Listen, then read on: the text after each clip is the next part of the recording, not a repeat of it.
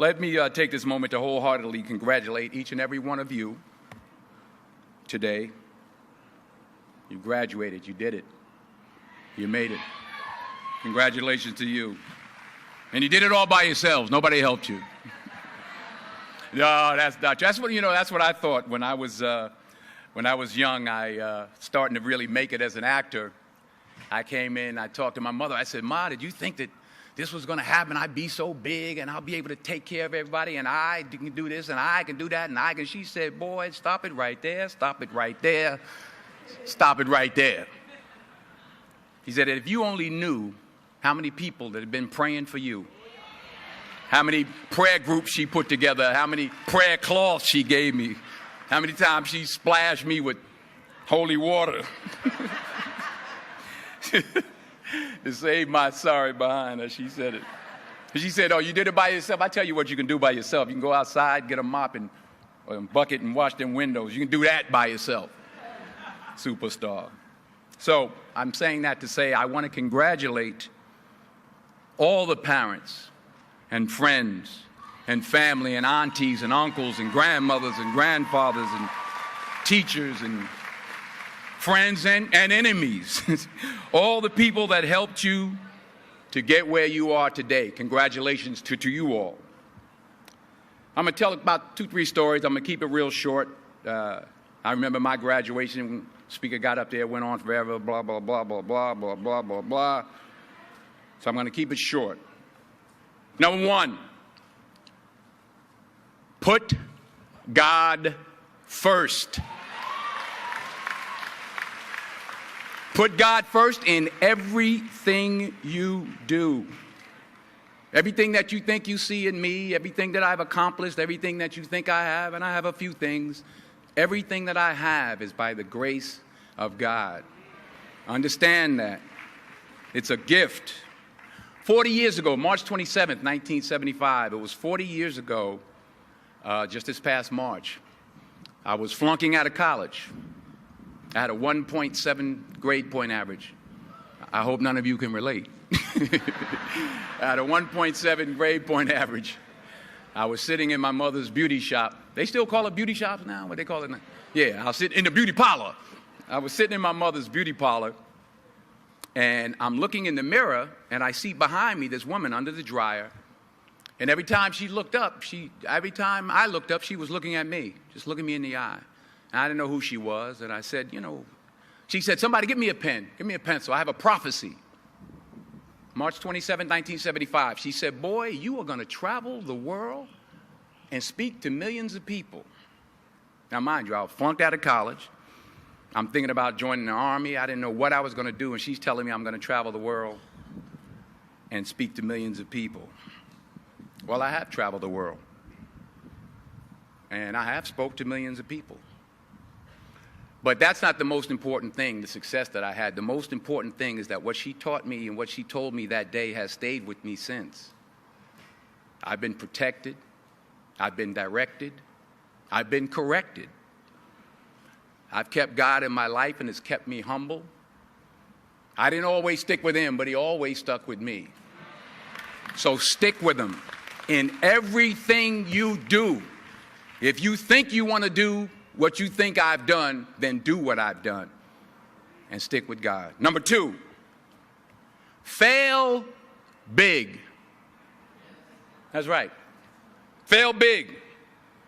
Today is the beginning of the rest of your life, and it can be very frightening. It's a new world out there. It's a mean world out there, and you only live once. So do what you feel passionate about. Take chances professionally.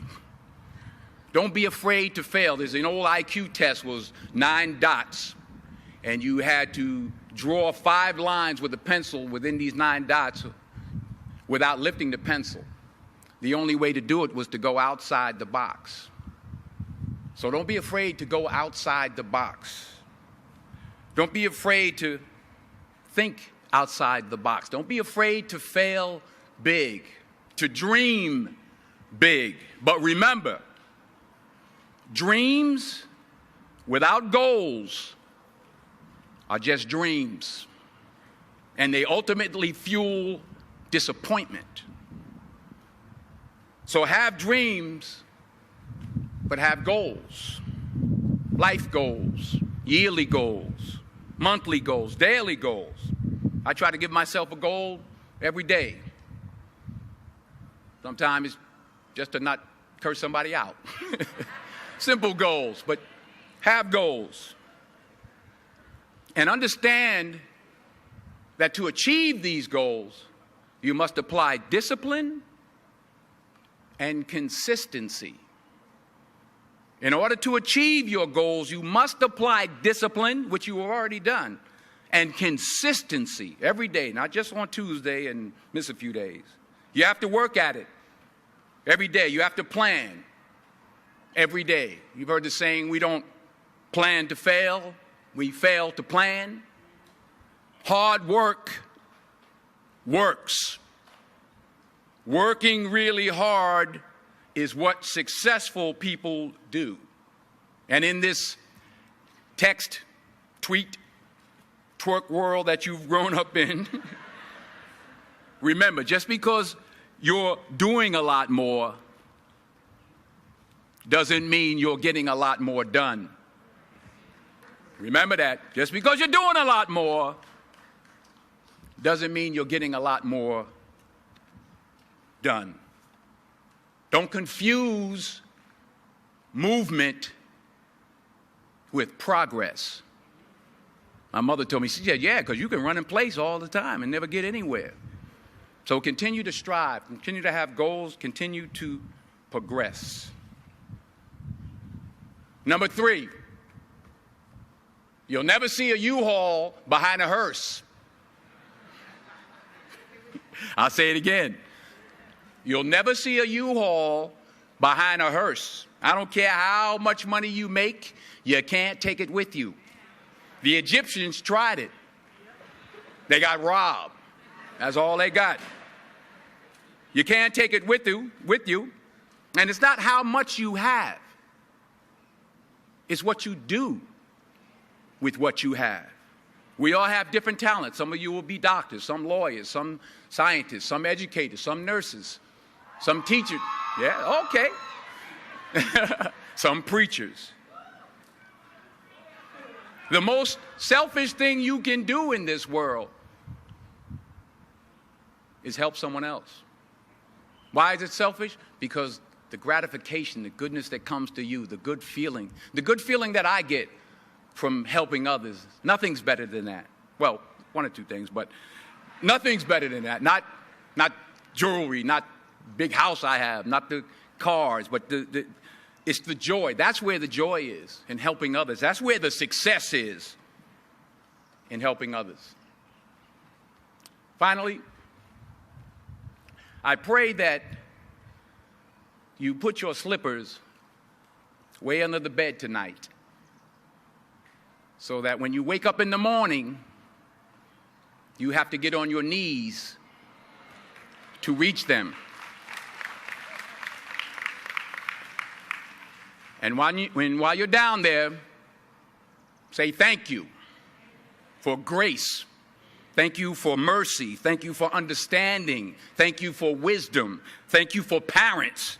Thank you for love. Thank you for kindness. Thank you for humility. Thank you for peace. Thank you for prosperity. Say thank you in advance for what's already yours. It's how I live my life. That's why I am, one of the reasons why I am today. Say thank you in advance for what is already yours. True desire in the heart for anything good is God's proof to you, sent beforehand to indicate that it's yours already. I'll say it again. True desire in the heart, that itch that you have, whatever it is you want to do, that thing that you want to do to help others and to grow and to make money, that desire, that itch, that's God's proof to you, sent beforehand already to indicate that it's yours. And anything you want good, you can have. So claim it. Work hard to get it. When you get it, reach back. Pull someone else up. each one, teach one. Don't just aspire to make a living. Aspire to make a difference. Thank you.